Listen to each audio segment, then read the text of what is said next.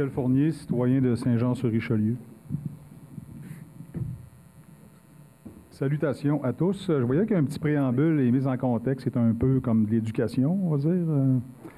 Depuis au moins 2009, plusieurs interventions de citoyens, dont moi-même, qui s'objectent à l'implantation d'antennes à proximité de leur maison et famille, ce qui est considéré par vous-même au niveau de certaines résolutions comme des endroits à impact et milieux résidentiels et autres usages sensibles dans ces secteurs-là. Je vous ai remis moi-même, dont d'autres citoyens, beaucoup de documents, comme le fameux rapport du Comité permanent de la santé, de juin 2015, qui s'intitulait « Le rayonnement électromagnétique de radiofréquence et la santé des Canadiens ». Bon, Saint-Jean a quand même voté des belles résolutions en 2014 concernant les fameux compteurs d'Hydro-Québec. Il y avait une centaine de personnes qui manifestaient pour leurs craintes par rapport à la santé.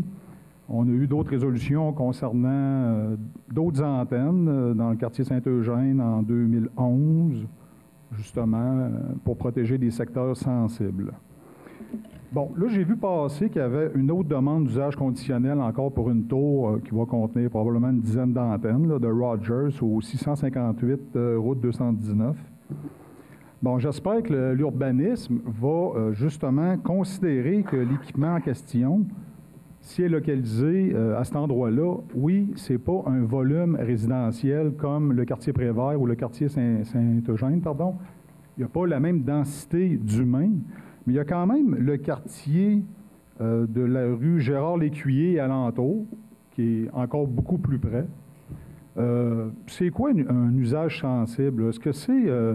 ça prend combien de personnes, d'humains, de petits enfants, de femmes enceintes, pour dire, OK, c'est assez important pour qu'on considère ça comme un usage sensible?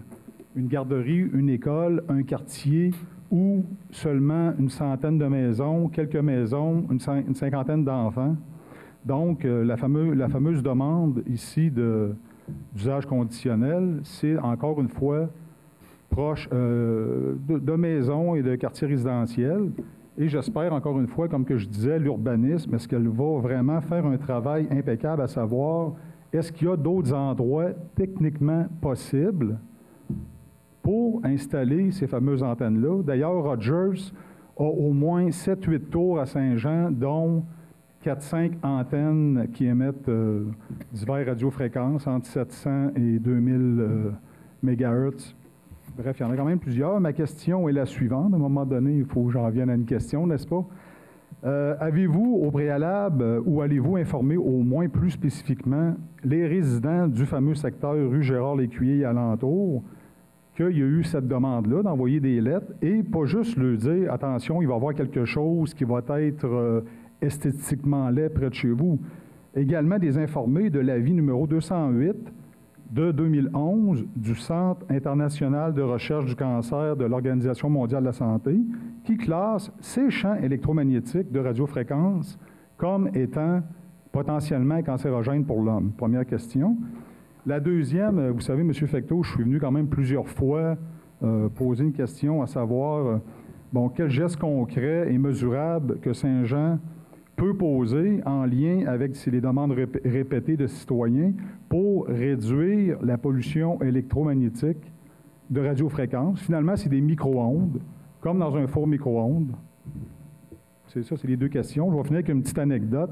Une pomme de terre. Si vous me permettez, pour avoir le temps de répondre à votre question, ouais, sinon on va manquer de temps. J'ai parlé pas mal moins longtemps que l'intervenant d'avant. Je ne sais pas, premièrement, excusez-moi, juste, oui, allez-y, M. Fecteau. À date, là, on déroule ça très civilisement. Ce que je veux juste dire, Mme Marcoux, qui est dans son quartier, qui est quelqu'un qui prend soin jaloux de ses citoyens, va répondre à vos questions si vous le voulez. Oui, allez-y, Mme Marcoux. Oui, le projet sur la route 219, c'est dans le camping des Cèdres. C'est pas sur la route 219. L'adresse que vous avez, c'est l'adresse du camping des Cèdres, mais on rentre dans les terres du camping des Cèdres. C'est en arrière des emplacements de camping. Et c'est un projet qui a été accepté, je vous dirais, l'année dernière ou l'autre année d'avant. C'était le même projet, la même demande. Il avait été accepté, mais pour des raisons que j'ignore, le projet n'avait pas levé. Donc, cette année, ils reviennent. On a diminué la hauteur de la tour et maintenant, ils vont être deux à être avec cette tour-là. Avant, il n'y en avait rien qu'un. Là, il va y avoir 2 compagnies, puis la tour est un peu plus basse. Pour répondre à votre question, est-ce que les citoyens vont être avisés? J'ai bien insisté au comité consultatif d'urbanisme pour que chaque citoyen soit avisé. Gérard Lécuyer, Michaud, Mété, Bergeron, une partie de la route 219, pour qu'ils soient avisés de cette demande-là, puis ils peuvent venir se présenter ici.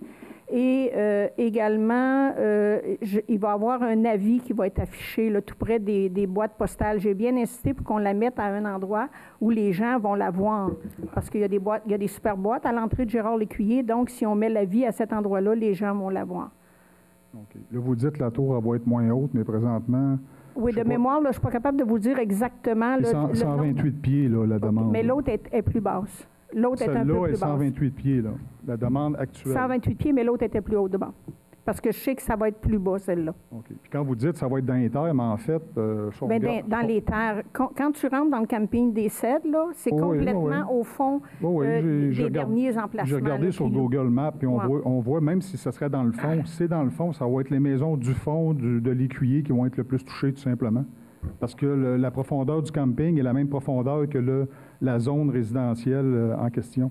Oui. Je pense que, pas juste parce qu'il faut juste clore le point, là, je pense que la concerne, les gens vont être informés.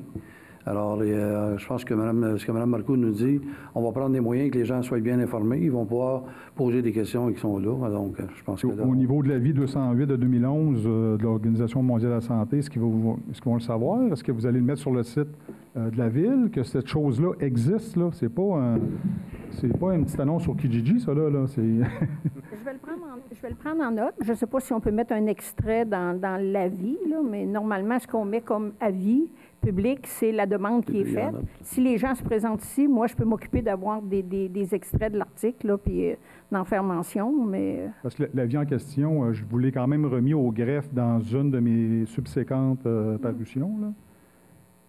C'est quand même important. Pas juste dire, attention, il va y avoir de quoi de pas beau à côté de chez vous, là. Il va y avoir quelque chose qui va émettre des radiofréquences qui, selon l'Organisation mondiale de la santé, est susceptible de vous amener un cancer. OK. Merci beaucoup. Merci de votre écoute à tous. Ça fait plaisir.